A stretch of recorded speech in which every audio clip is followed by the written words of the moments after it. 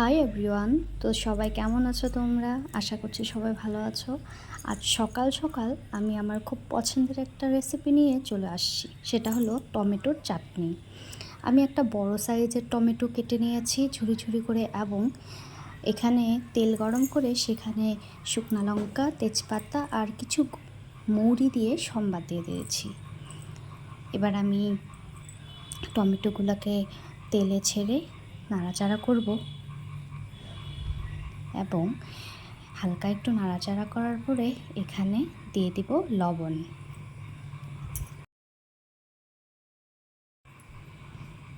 তো এখানে আমি লবণ দেওয়ার পর আবার একটু নাড়াচাড়া করে টমেটোগুলো সেদ্ধ হওয়ার জন্য ঢেকে দেব, এবং কিছুক্ষণ পর 1 থেকে 2 মিনিট পর আমি ঢাকনাটা তুলে দেখে নেব টমেটোগুলো নরম হয়েছে কি না।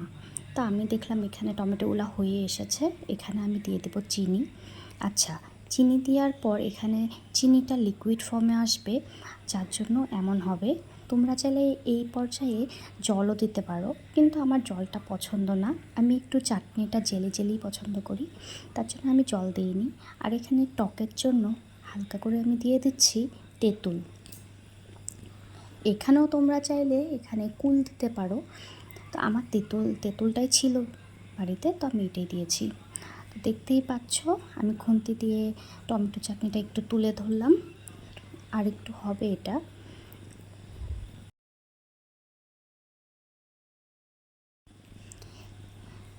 আমি এখানে আবারও একটু তুলে নেব।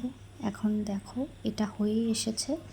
এবার আমি আগে থেকেই চাটনিটাতে দেওয়ার জন্য মশলা কিছু বানিয়ে নিয়েছিলাম। সেটার জন্য গোমরি, গোটা ধনে আর তেজপাতা, শুকনো লঙ্কাকে রোস্ট করে সেটা আমি গুঁড়ো করে নিয়েছি, এবং চাটনিটা নামানোর আগ মুহূর্তে আমি এটা দিয়ে দিলাম, এবং আবারও একটু নাড়াচাড়া করে তোমাদেরকে দেখাচ্ছি চাটনির কনসিস্টেন্সিটা কেমন হয়েছে।